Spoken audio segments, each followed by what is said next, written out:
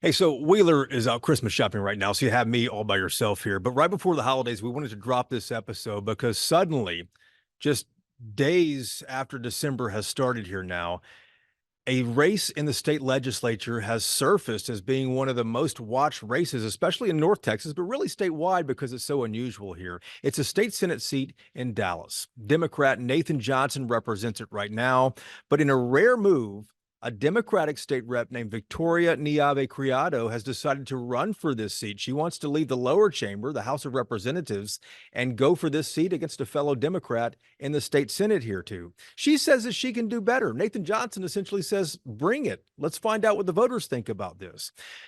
As I mentioned, it's not often you have a Democratic official, an elected Democratic official, decide he's going to, or he or she is going to try to take out another democratically elected official. Republicans do this on the right. Democrats, at least in this state, really haven't done this before. So we reached out to both of them. Again, these are lawmakers who've been effective in their own districts over the last 7 or 8 years they've been in the legislature. They've worked together on bills, but now here they are suddenly rivals, same party, but going against each other. We called them both up. Two questions. How did this begin and why is it happening? Let's start with the incumbent here. It's Nathan Johnson, state senator from District 16 in Dallas County. Basic question, why did you draw a challenger? I'm excited actually to have a challenger in a primary because for the first time we're going to have a focus on this race so we can see what people really have done, what I've been able to do in the legislature, and I think when people see that, they will put me back in office. But are you really excited to have a challenger? You know what, I am, because there's so little attention paid to what goes on in the legislature, particularly in the Senate, that I want people to look at what we've been able to do, where we fought, where we've lost, what we're doing to win next time, and where we've won. So when I ran for this office back in 2018, nobody thought that I could take out a Republican with a ton of money in a 30-year Republican seat, but I did. I beat him by 8 points by promising people that I would fight against the things that bring us down and work and achieve the things that lift us up. That's what I've been able to do. Every day I'm on the floor, I am in the face of the governor, the lieutenant governor, calling out the bad stuff that pulls us down clearly, effectively, but at the same time, my constituents and the people of the state need more than just words. They need results. Everybody in this state needs education. Everybody needs healthcare. Everybody needs electricity. On those three areas and many more, I've been able to deliver results. If you're a parent and your baby doesn't go deaf, it's going to be partly because of a bill I passed. If you've got power instead of being out power for 4 days, it's because I've been effective on the grid. If you've got emotional stability and funding and education, it's because of the work I've done in education. And Jason, you're wondering why I'm excited about a primary? Because finally, people are going to see that stuff. And it's going to make them fired up and feel good about what we're doing on the Democratic side. That's what I want to happen through this race. You defeated Don Huffines, Republican Don Huffines, in 2018 to win this seat. This isn't just any Republican, well, let me change that. This isn't just any Democrat running against you. This is a fellow state legislator running against you, a Democrat, Victoria Niave Criado. You've right. worked with her on bills before. Have you two spoken about her running? We have not spoken about her running. I have passed bills for her. I'm shocked, frankly. On the values that we both profess, I've been consistent. Whether you're talking about reproductive rights, where I have been a rock, or voting rights, or public education, I've been there even more often than she has. So I'm really quite shocked by it. It's disappointing because I think that we need to be effective in both chambers and that it would be good for us to be able to work together rather than attack each other. But you know, everyone has a right to run, Jason. Everyone has a right to aspire to a different office. I'm just surprised by it because we have worked well together. I've worked very, very well with the entire House of Representatives. I passed a lot of their bills. I'm going to keep working well with the House of Representatives while I'm in there. But it does surprise me. It's disconcerting, and I want to make sure that when we run this campaign, people understand really who has been productive, who has really been there consistently and supported the democratic values. And I think when we finish the campaign, people are going to understand that I've been there the whole time. Senator, you've both been in the office about the same amount of time. I think she was elected in 2017. You were elected in 2018. Well, she has one more term than I have. I think she's been in for 4 sessions. I've been in for 3. One of the charges she levels against you, she says you're too timid. Yeah, What's your reaction to that? That's laughable. Anybody who has watched, in fact, I get in trouble in the Senate for being too outspoken. There's a reason Ken Paxton's legal team tried to kick me off the jury. I go after them, and I'm good at it, and I'm consistent with it. That's just something people say to get elected, and either they're misrepresenting the truth or they haven't bothered to look at the truth. There is nobody in that building who would ever call me timid. Let me mention one other thing, Jason, and I think it's fundamental to this election. Speaking up is something I've consistently done, but there's another half of being a legislator. It's not just about getting to the microphone and protesting. I do that all the time. Like I said, I get in trouble. But you've also got to spend time figuring out, what do your constituents need?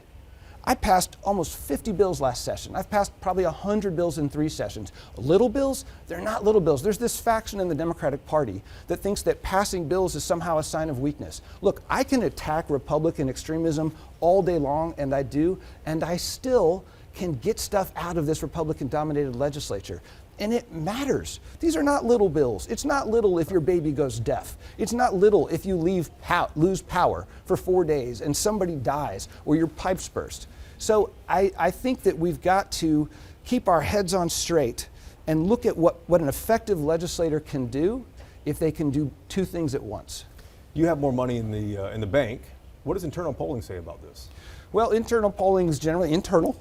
I will say that. You want to give us a hint on what it looks like? Yeah, I'm very enthusiastic about my chances to win. I don't think it's ever smart or even respectful to take anything for granted. There are people who are going to vote for me. There's people who are going to vote for her, and I will represent everybody.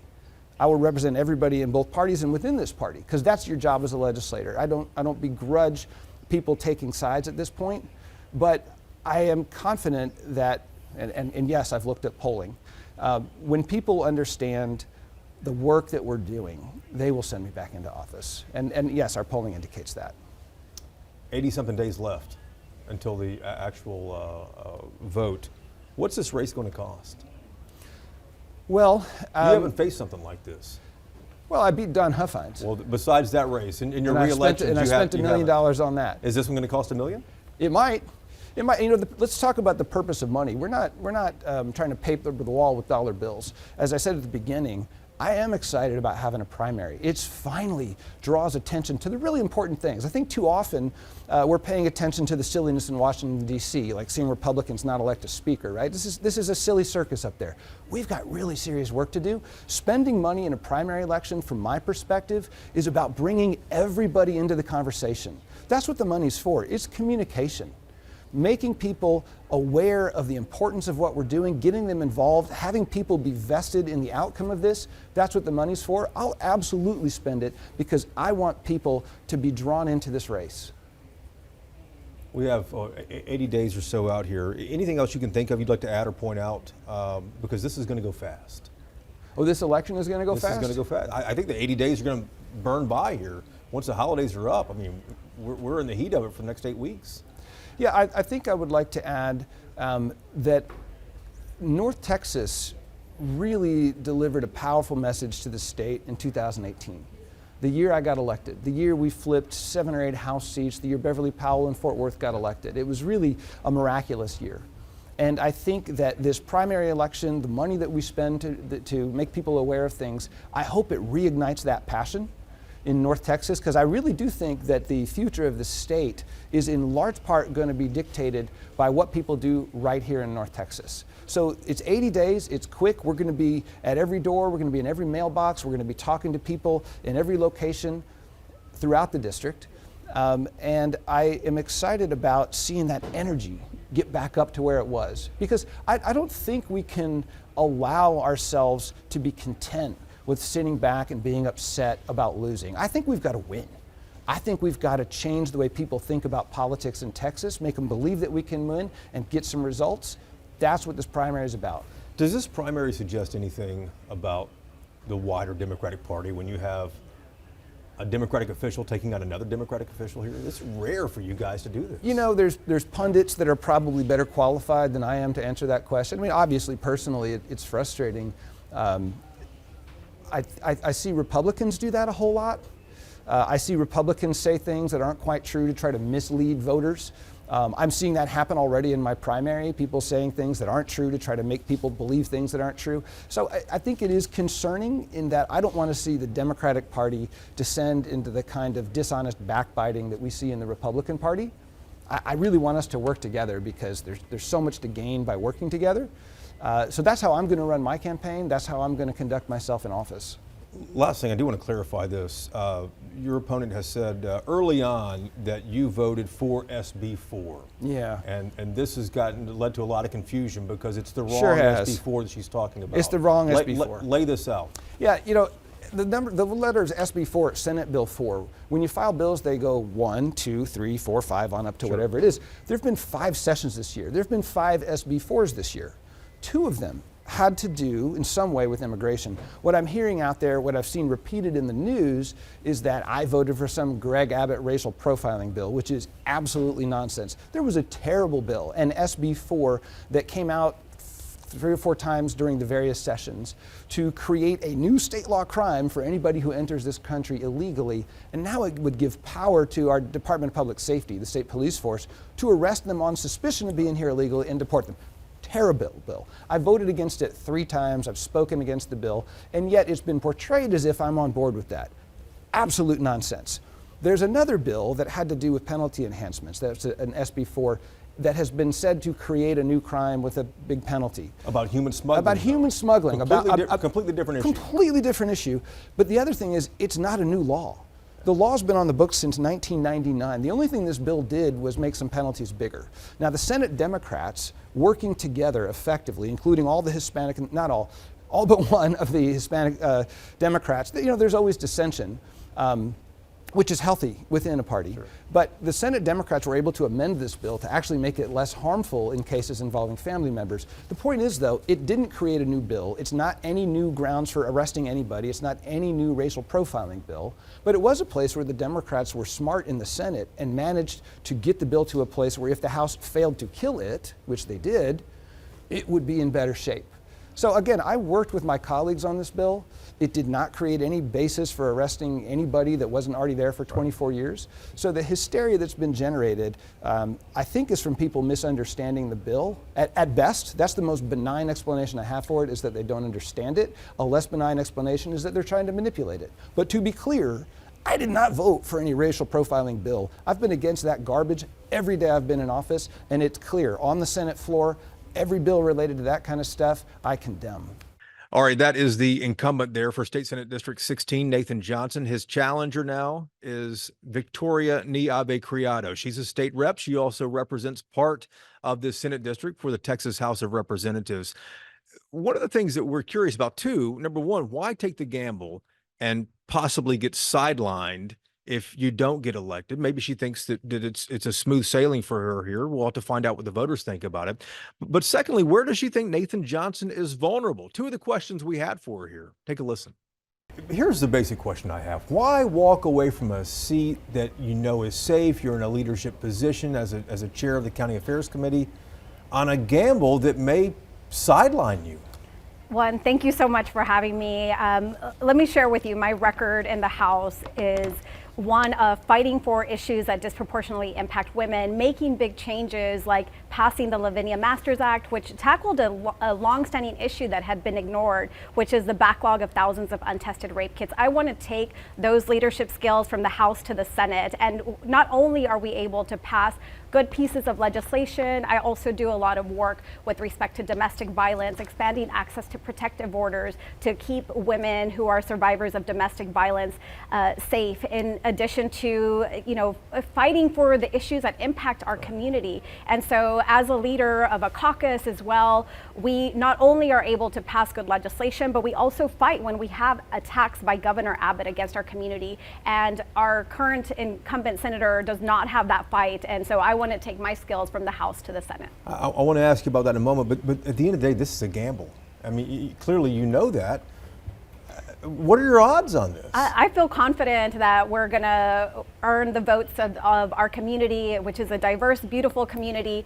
And I think the voters will see the contrast. And this is really also about a bigger issue and the threat of democracy that's being posed by Donald Trump, Ken Paxton, Greg Abbott. Like, we don't need somebody who's not going to be standing up to fight. We don't need somebody who's going to buckle under pressure to Dan Patrick. We need to have somebody that, when we have a woman who, a Dallas woman, Mrs. Cox, who's having to travel to another state in order to obtain reproductive rights, when we have a governor who is terrorizing mixed status families, like, there is no room for error. We need somebody who's going to stand up and represent this district, and that's why I'm running.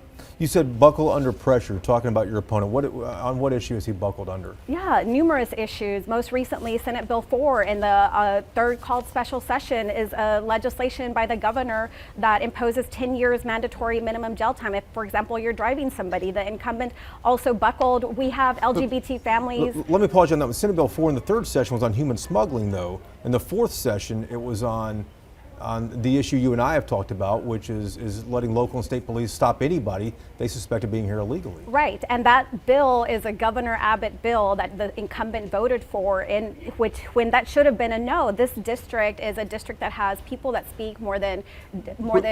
Which one did he vote for, though? He voted for SB 4 in the third call special session in October. Which is 10 years mandatory jail time. Which is to increase penalties for people who smuggle humans, right? For example, for also if you're driving somebody, an undocumented person, anywhere. And the problem with that is that he doesn't understand the threat that civil rights groups have discussed and been raising their voices about how that is going to contribute to mass incarceration, racial profiling, and that's not acceptable. But wasn't this a law already on the books? It's a law on the books that was very broadly drafted. The problem is it takes away judicial discretion, and so no longer can a judge determine if you have a Good Samaritan, for example, who is driving an undocumented person to the airport, or an employer who is driving their employee to the work site. Now you get 10 years mandatory minimum jail time.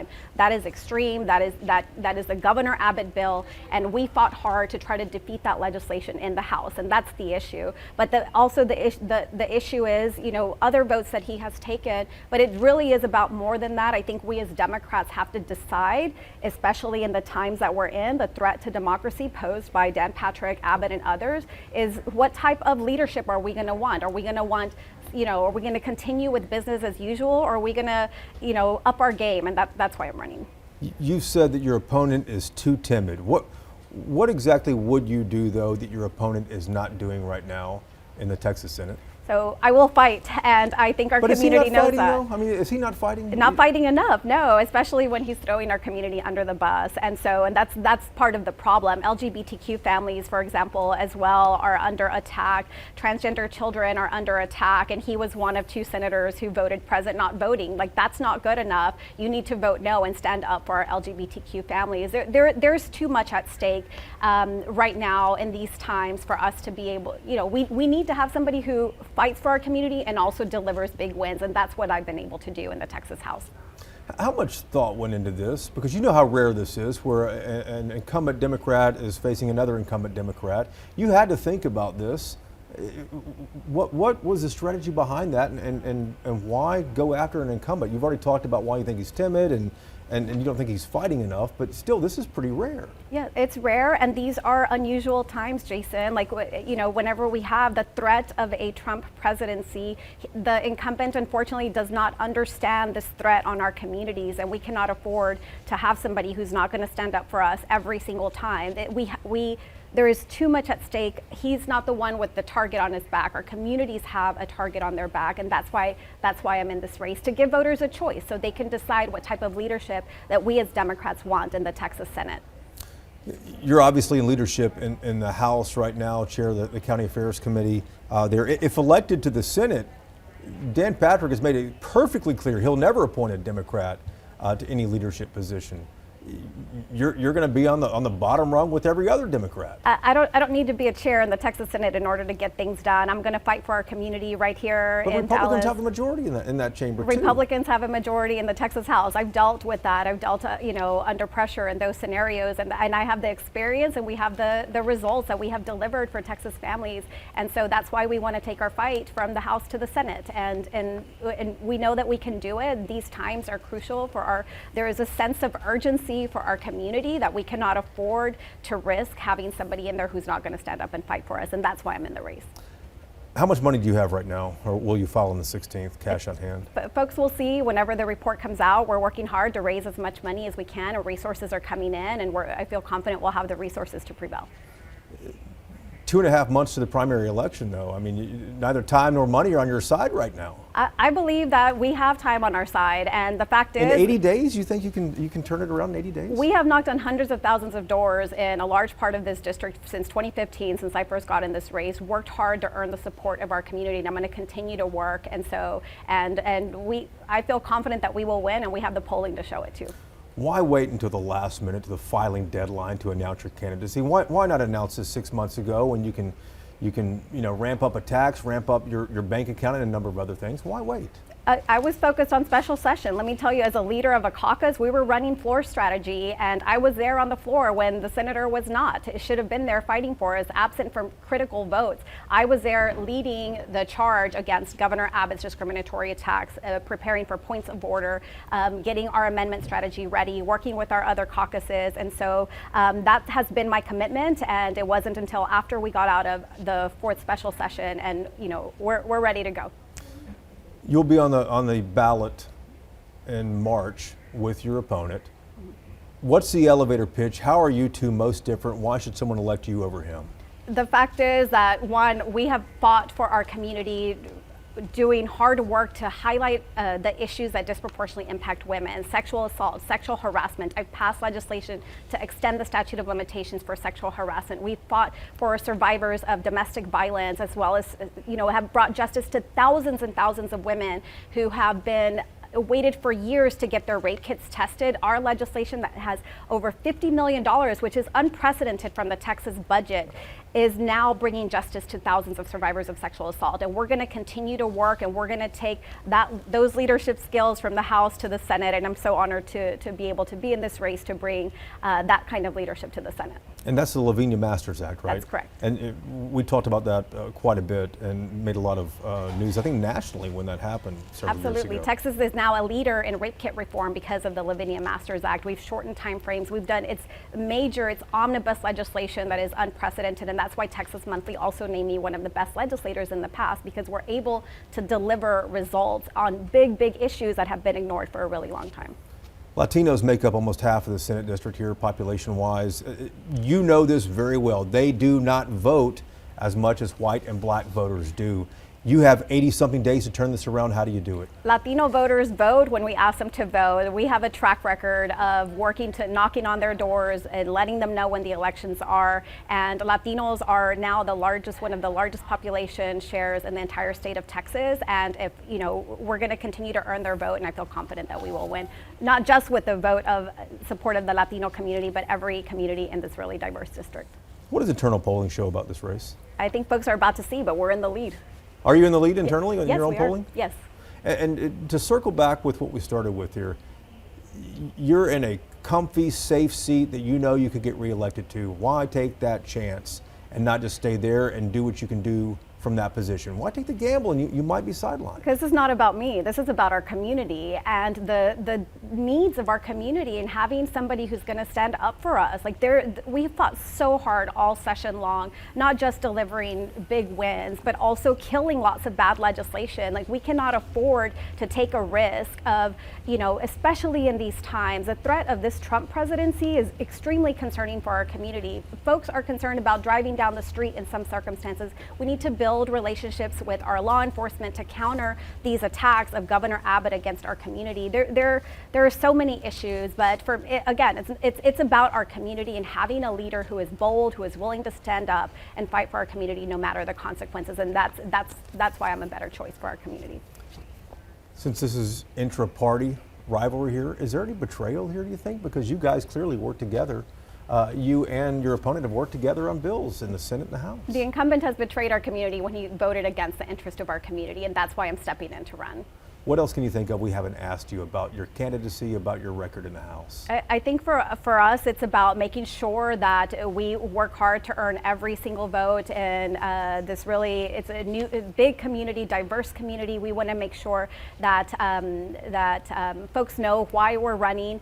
And for us, it's about bringing the voice of fighting for issues that impact women, impact immigrants, our LGBTQ community, especially in these times when they're under attack. What should we expect, though, in the next? You're starting your campaign, and here we are going into the holidays. That's going to slow things down a little bit, I presume. And then you have, what, 8-9 weeks until the election. What should we expect in those 8 or 9 weeks? Folks should expect us to see us knocking on their door, asking to listen to see what issues impact them, and working to earn their vote every single day from here through the election and beyond. All right, so that race now suddenly one to be watching for Super Tuesday. It comes March 5th. As soon as the holidays are over, the election season is going to start very, very fast here. Here's how fast it's going to start. January 1st is the first day to apply for a ballot by mail to vote in the March 5th election here. Hopefully, Wheeler will be back by March 5th. Hopefully he's back by January 1st or 2nd. We'll have to wait and see on that. Hey, subscribe to yall-itics in 2024. You can take Texas politics wherever you go. You can take our podcast with you. You can listen to it on the road, in the gym, wherever you might be for the new year. Tell a friend about us as well, if you don't mind. We certainly appreciate the company. Anytime you can join us. New episodes drop every Sunday, fresh interviews, new content that's out there. And if you watch us on YouTube, you can search for yall-itics on YouTube. Watch us there. If you don't want to listen to this, you can find us anytime. We are back next week, though, with another episode of yall-itics, and hope to see you then. Take care.